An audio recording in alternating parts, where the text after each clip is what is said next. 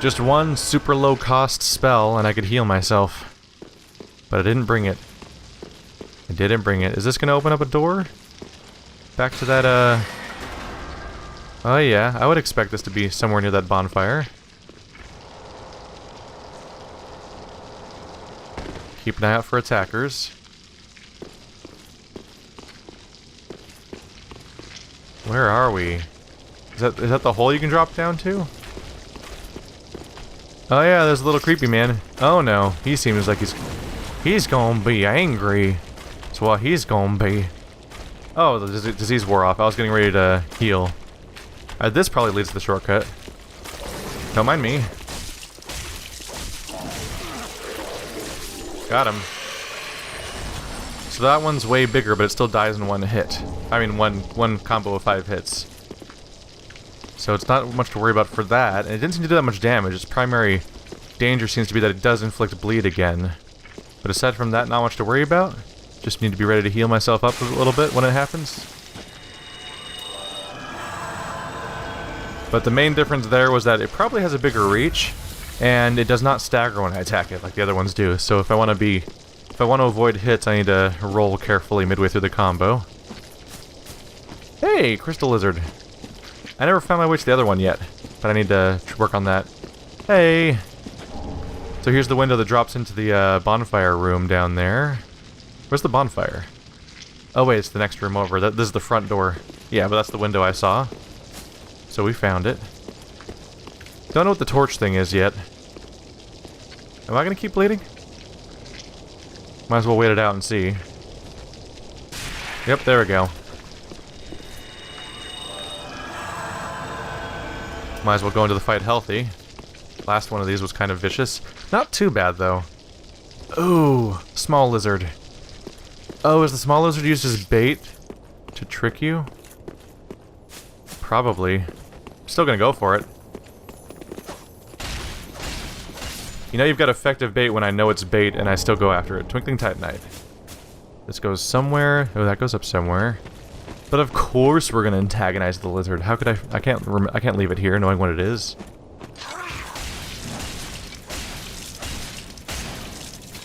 Hi. Did not take much damage, did he? Oh, never mind. He's taking more damage now. He must take reduced damage while waking up, like some enemies do. Bye! You gonna do it again? I'm far away. Are you gonna do it again? Oh god. The answer was no. Ooh! That's an intimidating little bite. Oh, okay.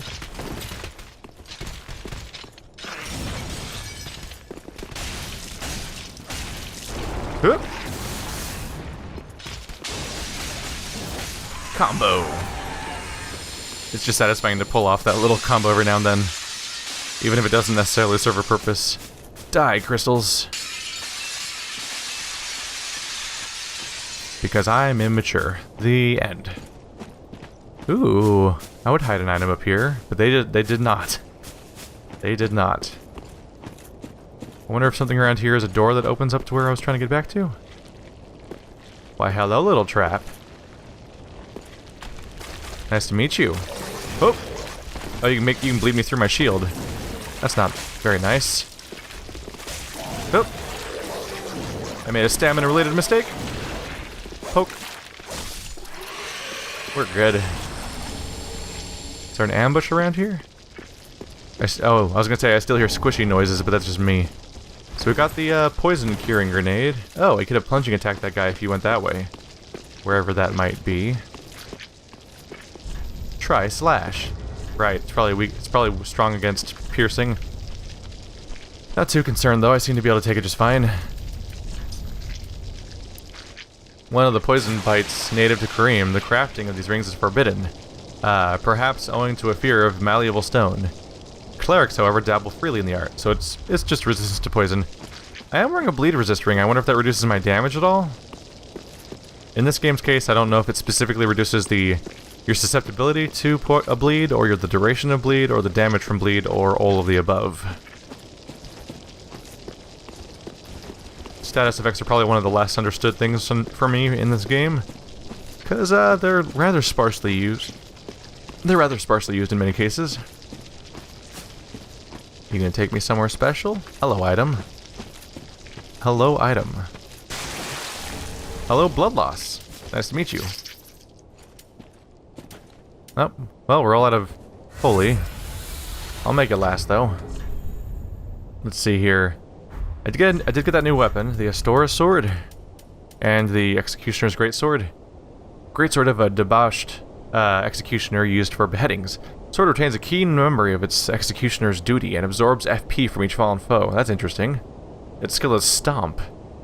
Use one's weight to lunge forward with a low stance and increase poise, and follow with a strong attack or for a spinning slash.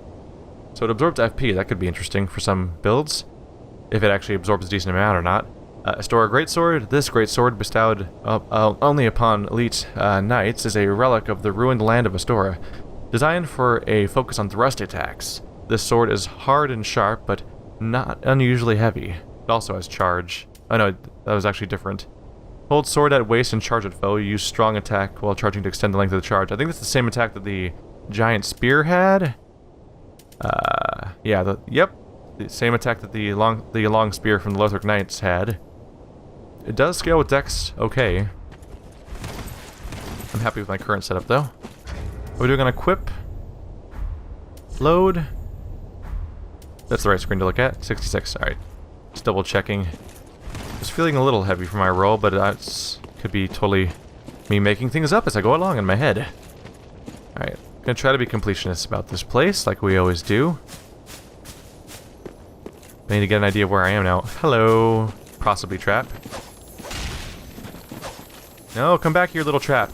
I want you to murder me. I want you to get me killed, but make me rich too. Okay. Not immediately dead. I expected something to jump down at me or be flanking me somewhere. Huh. I'm so used to those being parts of deadly traps. Maybe they're lulling me into a false sense of security. Oh, look at the tail. Oh, he noticed me. No stealth happening here.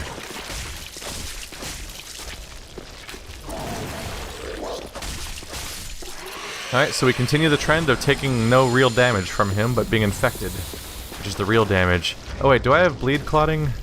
I'm sorry. I should have been doing this the whole time, huh? Do I have bleed clotting? Don't seem to, actually. My mistake. I thought I had the red moss. Not yet. Unless I missed it, but I don't think I saw anything in there. Oh well, we'll deal. We will deal. In the meantime, I probably might as well just hurry through these kinds of enemies.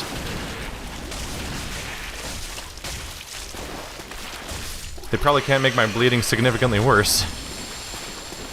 Up to 14k. Not bad. I'd be a little worried about stuff jumping down at me now. Saint Tree Bellvine. I believe that would be a chime. Chime or catalyst? Probably a chime. This is the backside. That's the place where I could drop down, right? It would take me right here. Is there a secret over here?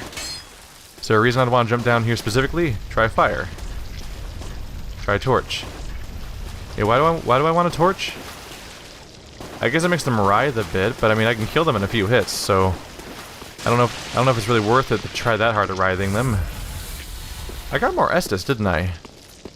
I feel like I used more than that so far, but I could be wrong. Anyway, let's go back to the top. Everything down here seems to be looping around itself a little bit, so I'll head back to the top and see what I'm missing up there. And I'm actually not sure if I have a good path to get back here quickly. I haven't opened up any shortcuts yet, have I? No, the only place I found was the top of the window, which is specifically a one-way thing. So it's not useful for that specific appliance. Time for plunging attack. If only I had a tongue. You're being really creepy about this guy being bent over like that. Alright, I'm not bleeding and I should be safe for the moment. It is a sacred chime with a strike attack. It requires 18... It requires 18 faith, but has the lowest faith scaling we're seeing here. It also has a spell buff of 60, while the one I started off has a spell buff of 100. I assume that affects healing too, probably, right? Degree to which spells are strengthened. Spells take the form of sorceries, pyromancies, and miracles. That's the most vague description I could have possibly gotten. Cool, thank you for not helping me at all. But it happens. Probably won't. Well, I can't switch over now until I get 18 and 16 faith anyway. But I don't know if it's an upgrade at all in any capacity. Sacred chime for casting miracles of the gods. A Bellvine cut from a small saint tree that has been meticulously tended to. Saint tree Bellvines are customary in the far north and allow for faster casting than ordinary sacred chimes. Did I read that already? Shit. Gives you gentle prayer, which recovers health over time, albeit slowly. So if you use its weapon skill, you would get a health over time, whereas these ones give you increased poise while casting, which is probably not something I'll ever take the time to cast, because I think I'd have to actually activate it too. The unending prayer could be interesting if it lasts long enough with its constant healing. It could be a genuine form of recovery that's handy, but I think you have to keep the weapon equipped at all times, meaning I don't think you can swap it out for a shield. I think I did actually go everywhere down there, because I hopped off the wall, and that looped around to here.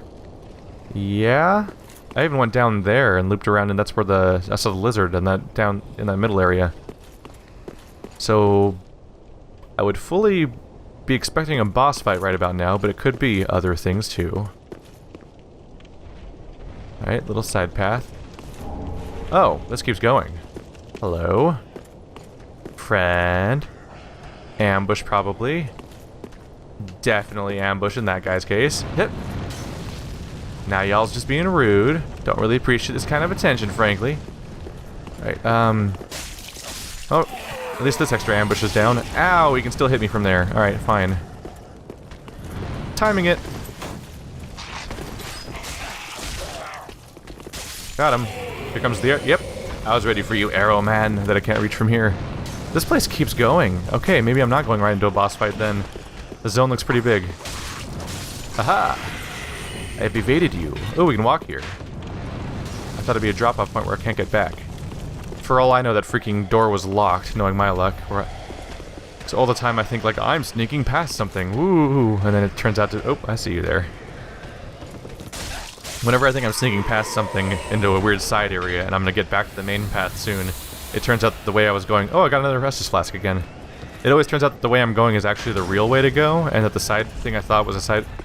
It turns out that the thing that I thought was a side path was the real path, and it turns out that the way I thought was the real path was actually like a locked door or something, or a dead end. That's how level design always works in this game. We actually talked about it for a bit in one of a podcast we were recording recently, because I think it's actually a relatively clever way that From Software designs its levels to basically make exploration mandatory in a cool way. These little guys, huh? Got him. Oh no. None of that. Oh, hello. Oh god, he fell on me. Guys, personal space. Chill out. It kind of feels like a... because of how I kill everything by poking and I'm being attacked by all these guys, it gives me this vague feeling that like I'm in the middle of a water balloon fight and I'm just poking all of the things being sent my way. Let's go get the crossbow man, because he came down to follow me. Making him totally killable. Sweet. Goodbye. Right, before I go too far, I might as well test, just so I know for a fact, whether or not this door opens. Yep. Exactly what happened. Yeah, it's a reoccurring thing with these level designs, and I think it's cool. I am generally a fan of it. But, yeah, I'm continually fooled by it. Because conventional level design says go straight. So when I see a little path to the right, I'm like, oh, let's go over here and find the secret! And the secret is totally the only way through. A good example of this is probably, well, among other things, the forest I went through. Undead Settlement. The most obvious, straightforward path leads you directly to the boss. And so naturally you're like, oh yeah, go to the boss, kill the boss, there's a door behind the boss, keep going. Turns out there's nothing behind the boss, it's just a dead end and an optional boss. And the level was actually, all the secrets in that level are actually the ones that ferry you towards the real path to go. So the game is immediately having a zone that's geniusly designed to encourage new players to explore. Which is good, because You want to always teach your new players how to play your game. And despite the fact that these games are infamous for not holding your hand and having no tutorial and obliterating you with no help, the surprise is that behind the scenes, they actually have some really genius level design that is functionally a tutorial for anyone who's receptive enough to pick up on it. Much like how Witness was constantly teaching you things in the background about how to play it. This game is constantly doing things like that. Because similar stuff happened in Dark Souls 1, also, and Bloodborne. They have early zones that are super obtuse and not straightforward, where all the obvious things lead to you to helpful items and secrets and so on, but the mandatory direction is usually kind of obscured. And that's actually a good way of teaching people how to explore the game. Friend? Because that's not how the whole game works. There are plenty of zones that don't work that way. But they make sure to make one of the obtuse zones one of the first ones really early on, to introduce it early on so it doesn't blindside you later. So these guys praying to yep, it's totally one of her again. She's totally a pain in the ass. So welcome back to Bleed. Oh, you loided me. I got loided. I don't appreciate being loided. She's probably gonna loid that over me. Alright, is it gonna wear off? I don't appreciate this kind of behavior. Speaking of non-linear direction levels, though, where the obvious path is actually totally blocked, and then something that feels like a weird side path is actually the only way to proceed. And Orlando. You proceed to that level by, like, platforming over the roof in a really weird way. Where'd she go? Is she under that? I'd love to plunging attack on her, if I can. The Anne Orlando is all about having a big, really weird path where you platform across a roof. Hello! Bye! Ow! She seems rather unimpressed. Got her. Come to me! Ooh, got her hat. I got her hat. What were you guarding?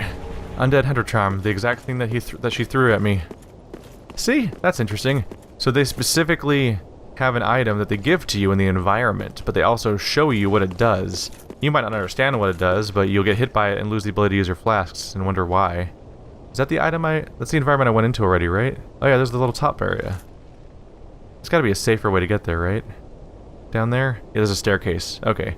Because that's where I picked up an item while fighting the weird bleedy goo monster. And there was the ledge I couldn't get to. But it appears a staircase leads to it, so I'm not going to try to jump down. I also don't know if I could survive that fall. But I think of Anne Orlando because this area reminds me of Anne Orlando in that it's requiring me to walk across these, are they called buttresses? No, buttresses I don't think are the right word for that. But these weird little offshoots of the roof are what you have to platform across. Can I jump on that? Would I want to? Would I want to? I don't think I can go anywhere even if I went up there. Oh, I might be able to hop up on that. In fact, there seems to be enemies over there waiting for me. But if I don't make my jump, I probably die. Does seem like I would die. I don't really... Yeah, I like exploring, but I also don't trust myself in platforming. So I feel like I wouldn't make it. It would let me hop up there. I don't know if there's an item up there. I don't know. Just a little bit of a hop jump. Is it the same shape? Like, could I totally stand on it? It does seem like those posts are put there to catch you as you jump for it. I'm gonna risk this, and I'm gonna be very disappointed in myself if I mess it up, which I will. Hoo-hoo-hoo. Yeah, I think that's exactly why those posts are there. To catch you. Oh, yeah. Alright, what's up here? This seems to be an area. Boo! Where do you guys even come from? Spooky. Oh, there's a whole bridge up there. Hi. Hey look, you can totally ambush them, and you can ambush them back in advance. That's not how that sentence works. You can't counter-ambush someone in advance. Is that a freaking moving shadow of an enemy up there? Oh, there's one. Don't know if I saw what I thought I saw, though. Is there a reason to be up here besides the sweet counter-ambush? Because, I mean, that's enough for me. Sup? You deserved it. You know what you did. And that leads me right back to where I was previously. And there's a staircase for safe descent. But then I wouldn't have been able to ambush them in advance. Disappointing there was nothing up there, though. Bye! And they're out of there. Whoo! No! Shame on you. These guys are everywhere. Be where you've left. Yeah. That's what I get for playing backwards. No? Alright, I believe this is where we left off, in that direction, so we'll continue from here.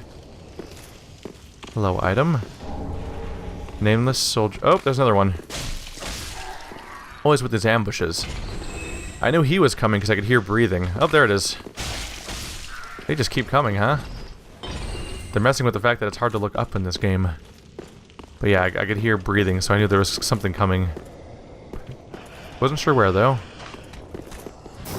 Bye! Oh yeah, I see that flaming sword.